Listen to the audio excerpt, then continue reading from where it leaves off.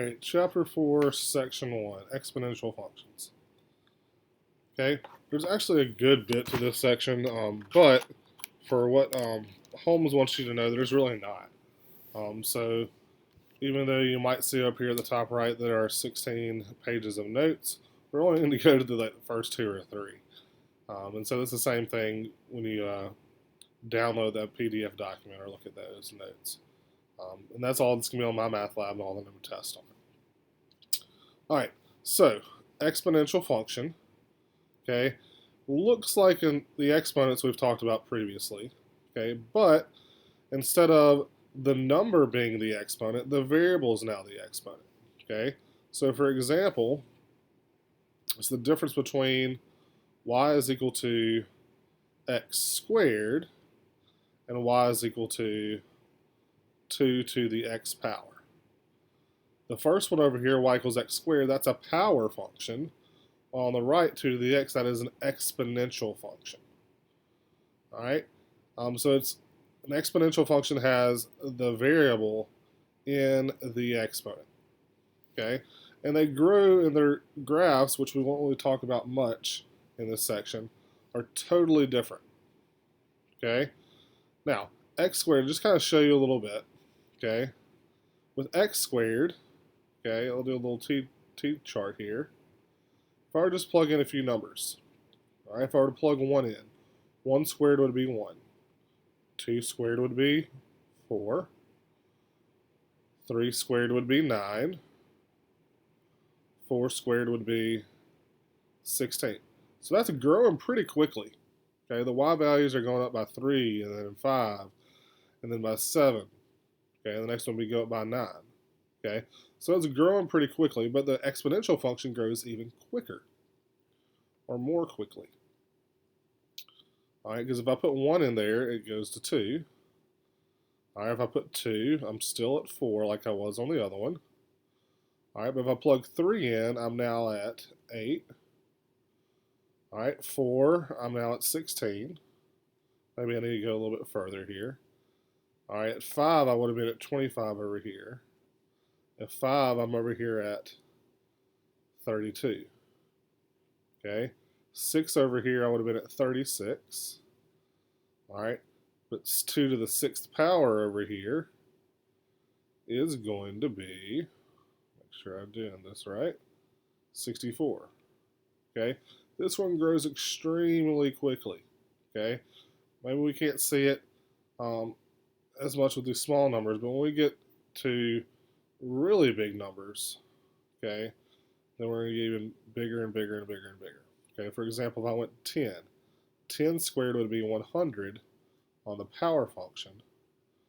All right, but if I did 2 to the 10th power, go over to the side and figure that one out because I don't have that one in my head.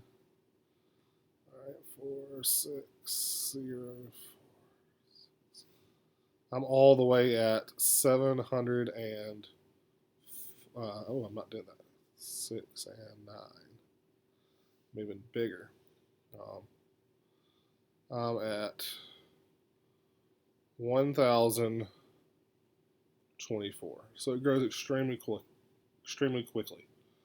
All right, which is actually kind of pertinent to what we're dealing with right now. The reason why we're learning this on is this whole coronavirus, this whole COVID-19.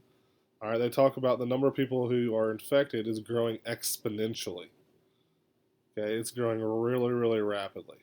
Okay, almost every day the number of people who are infected is doubled. Okay, or I believe maybe 1.5. Okay, but it's a lot faster than a power function. All right. So to identify exponential functions, remember just the base is a number, okay, and the exponent is the variable. Okay. A couple of things to make note of. The base has to be bigger than 0. All right, so we can't have a negative number as my base, and the base cannot be 1. All right, because if the base is 1, it's a really boring function. It's just 1 to the second, 1 to the third, 1 to the fourth. Its all answer that is always 1.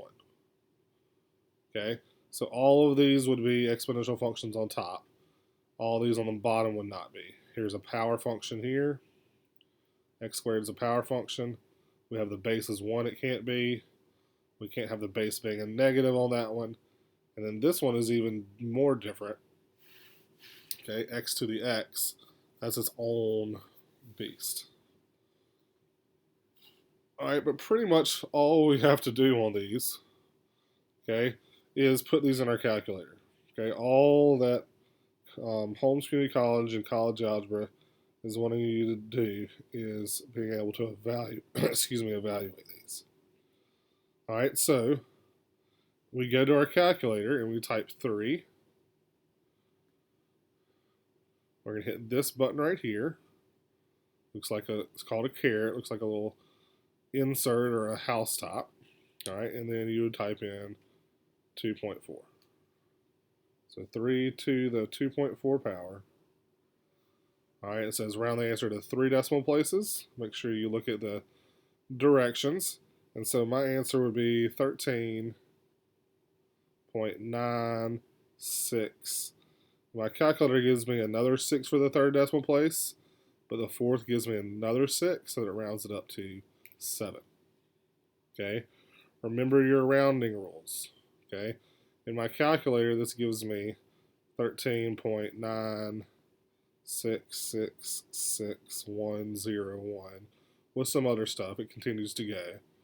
All right, but since I'm rounding to the 3rd decimal place, I look at the number right after it, and if that's 5 or greater, it's going to make that 3rd decimal place go up. If it's less than 5, it's going to go down. All right, so we look at the next exponential. It's got a negative power, all right, which means we can either rewrite it as 1 over 6 to the 1.2, all right, or we can just really stick that in our calculator. So 6 to the negative 1.2. I might go ahead and put that in parentheses in my calculator. It might not be a necessity, but I like to go ahead and be safe. So 6 to the negative 1.2 is going to give me approximately 0.116. My calculator gives me a 4 right after the 6, which means the 6 stays like it is. All right, 5 to the square root of 3, 5 to the, and then I think you maybe have to hit shift x squared in order to get this button, or second x squared on your calculator. All right, but 5 to the square root of 3. All right, and I don't have one of those calculators with me at home, so I'm not sure how. If it opens the parentheses for you, make sure you close the parentheses. Okay, if it doesn't have a parentheses where it opens it for you, just leave it as 3. Okay, you stick that in your calculator. Let me do that. 5 to the square root of 3. And that gives me approximately 16.242. All right.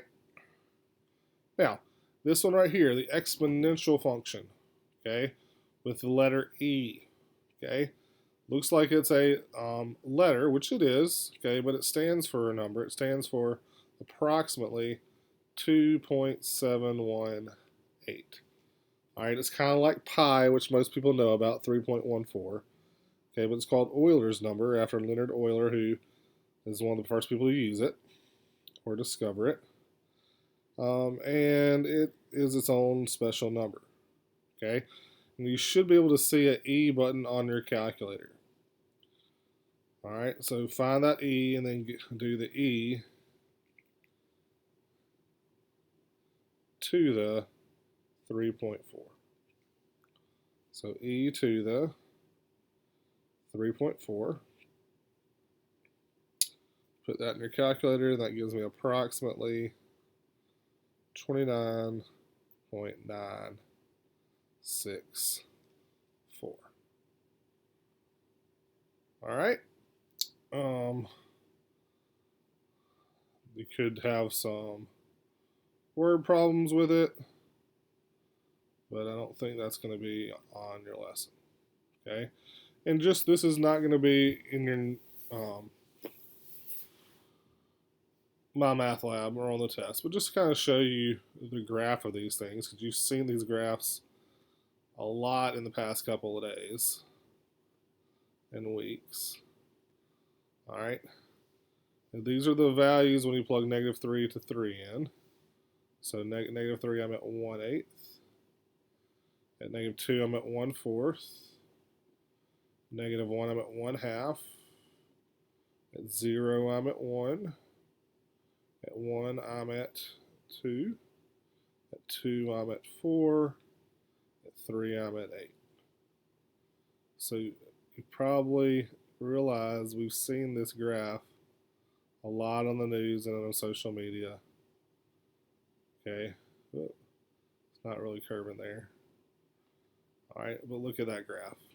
Okay, growing exponentially.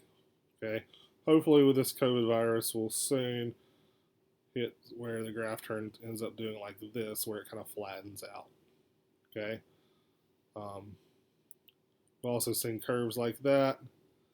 Those are bell curves, and those are in calculus we call that the derivative of the logistic function, which is the one that flattens out here.